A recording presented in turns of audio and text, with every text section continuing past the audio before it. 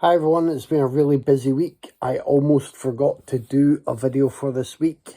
I've had one or two movies arrive and I was going to show this selection off. But then there was the news that Val Kilmer passed away, and I thought I would just remind you of the greatness of Val Kilmer.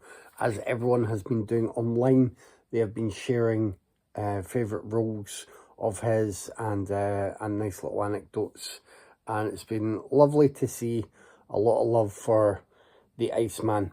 A lot of people do still associate Kilmer with Top Gun, and that was a big role for him.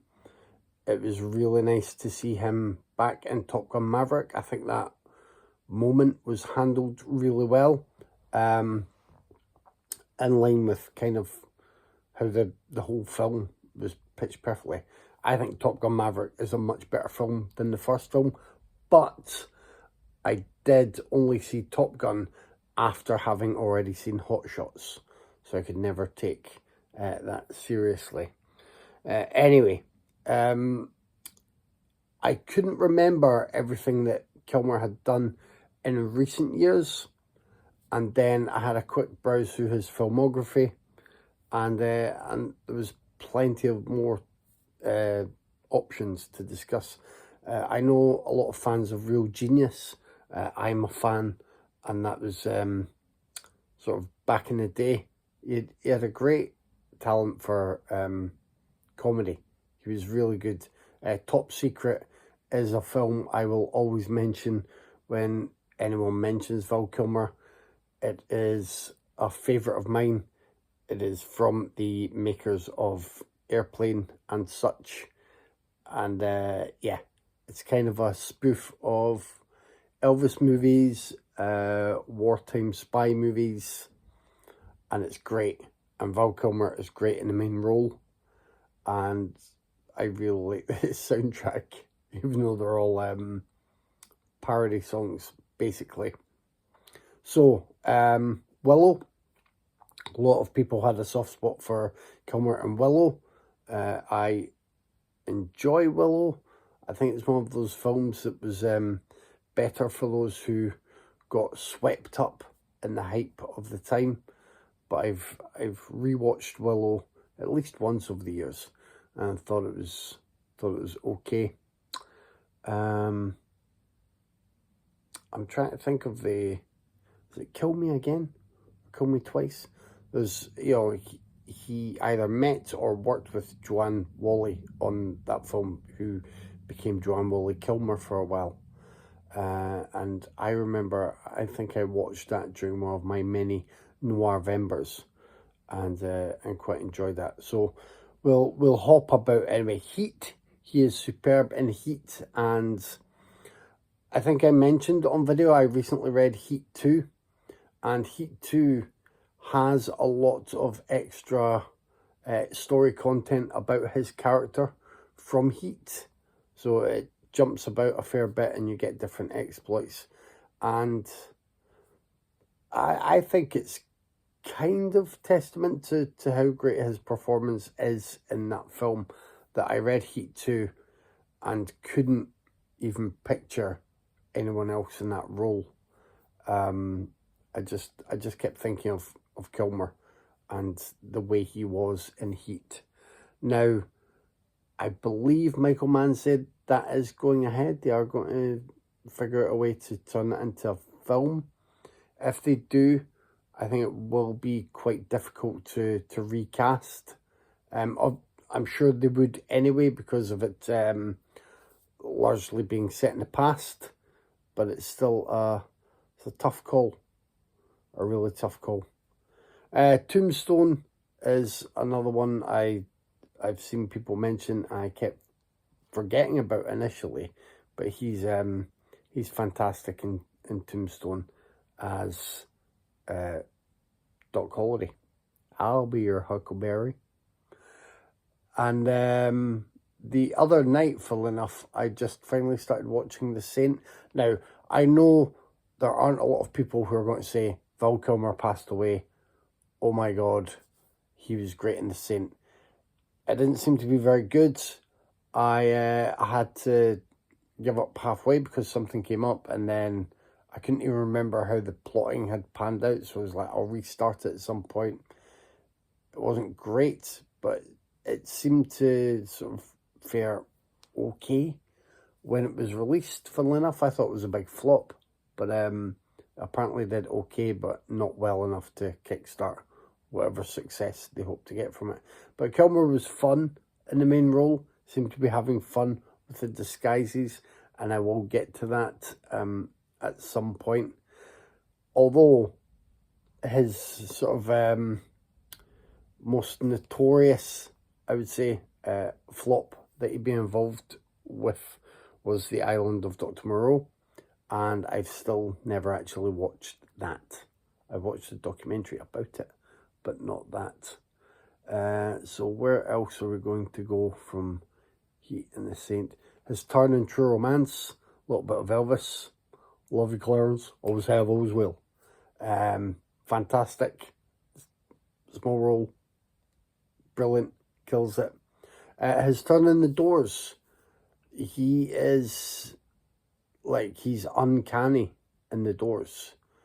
He's absolutely superb, and I really want to rewatch The Doors because I don't think I've watched it since I rewatched it a few times on VHS.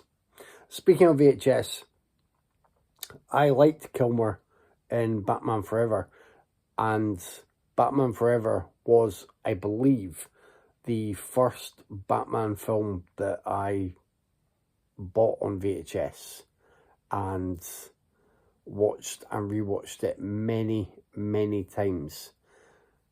It was, I mean, it still is. It's a lot of fun. I think it had the right balance that would then sort of overtip between some of the camp and the bright visuals and some of the dark, twisted strangeness of Batman. I think Kilmer is good in that role. He only did the one film, but I really like it, yeah. I think I hadn't bought the previous Batman movies on VHS because they might have still been, I don't know, they might have felt a little bit more niche or reserved for cinephiles. Like before, I would have been able to appreciate a widescreen picture, for example. I would have been, would I have been 20, early 20s, and Batman Forever came out on VHS and it was affordable, and it didn't seem to be reserved for film collectors, if you know what I mean. So I think that was part of my reasoning, and also I was lured in by the draw of Jim Carrey in there, Tommy Lee Jones, and seeing how Kilmer was in the role. Now, you've got some good stuff in the latter part of Kilmer's career, but it is an uneven selection. But I will say, again, everyone's been mentioning Kiss Kiss Bang Bang, and that is fantastic, and he is great in it. I really like Spartan, which is a drama / thriller that a lot of people ended up checking out and really enjoying. Yeah, I think that's great. And it's kind of trashy, but I kind of love Mindhunters as well. And Mindhunters, it's sort of a weird sort of new technology accessorized, and then there were none, with a bunch of criminal profilers put on an island where they will be tested, and then people start to die. And Kilmer's there. I can't remember if he has a big role or if it's just a cameo. No, I can't recall at all, but it's a fun film. It was for a while the last decent thing I'd seen from director Rennie Harlin, and he's, you know, he had a run where I was enjoying all of his stuff, and then that run ended. But Mindhunters is one of his films that I still enjoy. And I think that's it for the Kilmer selection that I have in mind. I really want to watch the documentary. I've heard it's on Prime, but I don't know if it's free on Prime or you need to pay for it. There are many other films that he's done. Some that I've seen, some that I haven't, many that I haven't actually. Some where he maybe just had a very small role, so I've not mentioned. So those are just a few highlights, and I would encourage people to check out at least some of the hits in his filmography. If you've not, if his career has somehow passed you by, he was a really good actor in that he definitely had presence. Whatever you think of his intensity of his I don't know, his struggles with dealing with the system as it is in Hollywood. I think he definitely had his ups and downs and was perhaps better suited to some projects than others. But if you dig around, he has wonderful performances dotted around, and there are some really lovely anecdotes and sort of tales from him in his own words that are currently doing the rounds online, including the time he tickled Lou Reed and a little bit of, disbelief at his moment of really kind of living a dream while he was filming Heat and just loving that experience so much. So I encourage you to have a little exploration of Val Kilmer's filmography while people are remembering him and his work. I think he tends to always be worth your time, and it is sad that he's passed. But I appreciate the work that we have left, and as I say, I think that moment in Top Gun Maverick was really sweet and well worked. And if people don't see Val Kilmer's documentary and they think that Top Gun Maverick is the last thing he ever did on screen, it's not the worst epilogue to a career and a life, considering that character was so loved by many for being such an 80s icon alongside Tom Cruise. That's it. There may be something a bit lighter, or maybe a bit more just focused again on specific movies or discs next week. But I thought it was worth giving a bit of time to Val Kilmer, and I hope you do too. Take care.